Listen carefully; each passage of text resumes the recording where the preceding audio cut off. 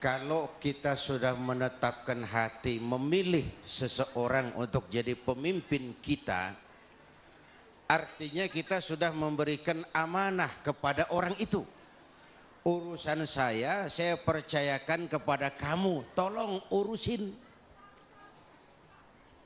Memberikan amanah, memberikan kepercayaan. Dan kepercayaan itu kan kehormatan. Orang dikasih kepercayaan itu kehormatan. Amanah adalah kepercayaan. Dan lebih dari itu, amanah itu titipan. Apa namanya? Titipan. Umumnya titipan, pertama titipan nggak boleh bikin orang jadi sombong. Titipan cuman dititipin doang kok sombong, nggak pantas ah. Dititipin sombong nggak pantas. Titipan nggak boleh bikin kita sombong, Bu. Mentang-mentang gelang kayak pelek beca, jalan angkat tangan terus, nggak boleh ah. Masa titipan bikin kita sombong? Titipan nggak boleh bikin sombong. Yang kedua, titipan harus dijaga baik-baik. Kalau tidak, yang nitip kan marah. Yang nitip marah. Allah titip harta sama kita, jadi orang kaya, supaya bantu yatim, bela yang lemah, bangun rumah sakit, bangun pesantren. Pelitnya 17 setan. Yang nitip marah. Allah titip Indonesia. Ini bicara Indonesia nih. Allah titip Indonesia, Bu. Masya Allah, Indonesia kita nih. Ayo kita bicara wawasan kebangsaan. Ini sebelum masuk pertanyaan tadi, saya ini bersyukur lahir di Indonesia. Saya bangga jadi anak Indonesia. Bukan karena saya ditatar untuk itu, bukan. Pertama karena perjalanan dakwah saya ke seluruh pelosok tanah air ini. Saya saksikan wajah Indonesia dari desa ke desa. Yang kedua, Allah kasih kesempatan saya ngelihat negeri-negeri lain di dunia ini.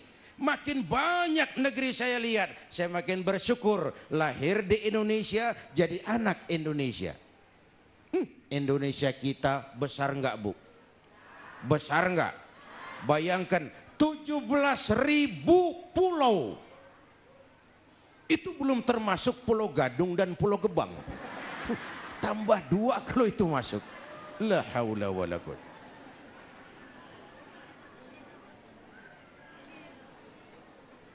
Buminya subur. Di atas perut bumi Indonesia segala tanaman hidup. Di bawah perut buminya ada gas, ada minyak, ada batu bara. Lautnya kaya. Pasir lautnya saja bisa dijual nimbun Singapura. Minyak lepas pantainya dahsyat. Itu Malaysia ngebet banget pengen menguasai Ambalat karena ada cadangan minyak lepas pantai. Illegal fishing, pencurian ikan dahsyat. Ikan kita luar biasa banyaknya, Bu. Bu, pernah teman saya anak Madura nangkap ikan di laut Malaysia. Ditangkap sama polisi Malaysia. Kamu nyolong ikan Malaysia ya? Dia bilang, enggak Pak, saya nangkap ikan Sumenep yang lari ke sini katanya. Saking banyaknya ikan gitu. Pakai merek kali itu ikan. Hutan kita jutaan hektar, bumi kita kaya, laut kita kaya, hutan kita kaya. Ini titipan Allah. Kekayaan negeri ini dikuasai oleh negara, itu udah betul. Tapi harus digunakan bagi sebesar-besar kemakmuran rakyat. Itu amanat pasal 33. Disalahgunain boleh jadi yang nitip.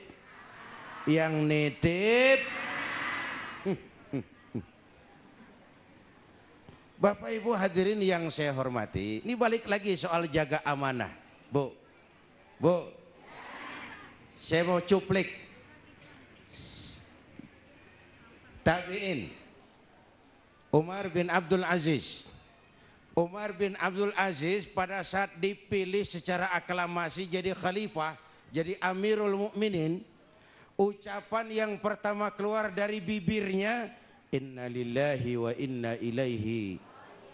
Diangkat jadi presiden khalifah, bukan alhamdulillah. Beliau bilang inna lillahi wa inna ilaihi rajiun.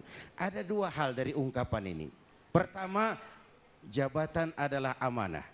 Menyia-nyiakan amanah adalah khianat, dan khianat itu dosa besar. Bu, makanya ayat Quran di awal tadi oleh adik kita tuh, ananda kita bilang, jangan jadikan orang-orang yang mempermainkan agama sebagai pemimpin. Pakai Quran demi Allah, tapi habis disumpahi jabatan kemana, sumpah kemana.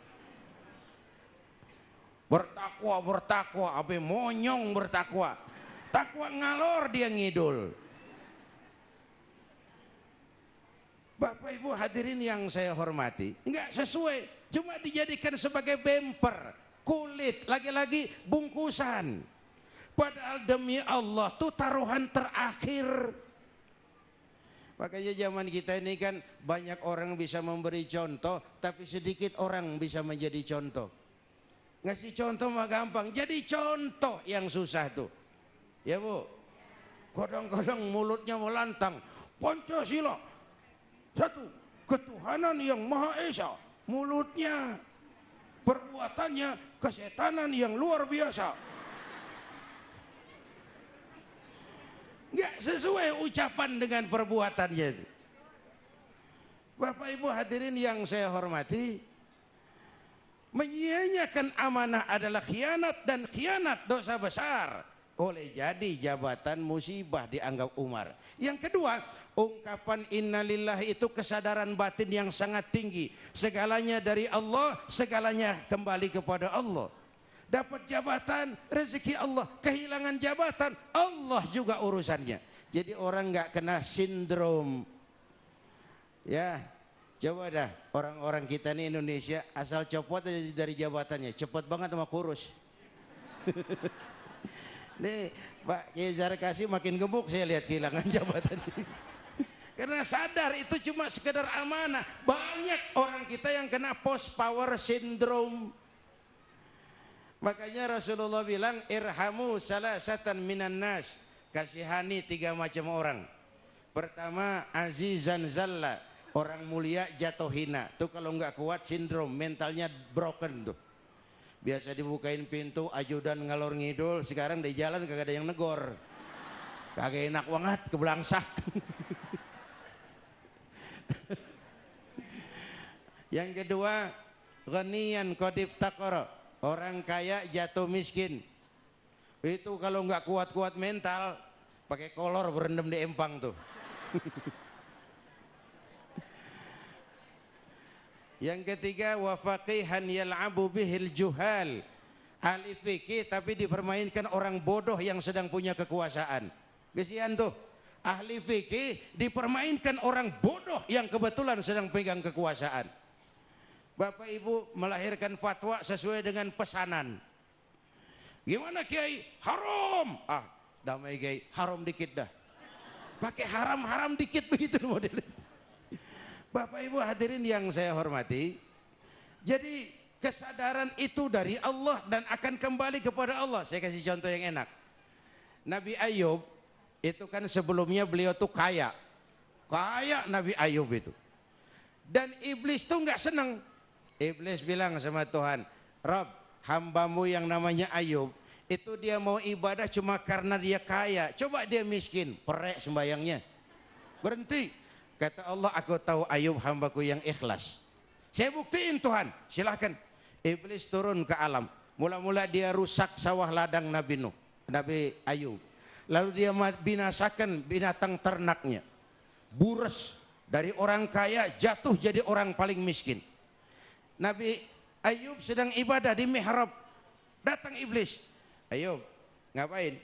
Ibadah. Nyembah Allah? Iya. Tahu nggak kamu? Kenapa? Allah yang kamu sembah udah bikin miskin kamu.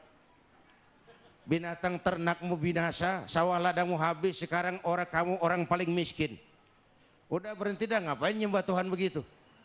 Ini iblis memang pinter, Pak. Kata Nabi Ayub apa ini yang mau saya sampaikan? Benar itu, benar. Sawah ladang saya habis, habis. Binatang ternak saya habis, habis. Dan saya sekarang miskin, miskin. Alhamdulillahilladzi a'tani wa akhaza minni. Segala puji bagi Allah, dia yang ngasih, dia yang ngambil. Nggak ada urusan, yang ngasih dia, yang ngambil dia. Cuman ibadah jalan terus. Sujud lagi Nabi Ayub. Kata iblis, dasar nabi lo.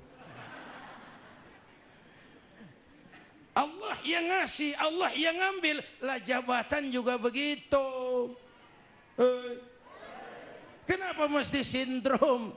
Dek, kalau saya melihat mah pak pemimpin yang paling ikhlas tuh RT sama RW. Paling ikhlas tuh. Bener-bener. Makanya kagak ada yang ngerebutin. Nggak ada yang ngerebutin. Berebut jadi RT kagak ada tuh.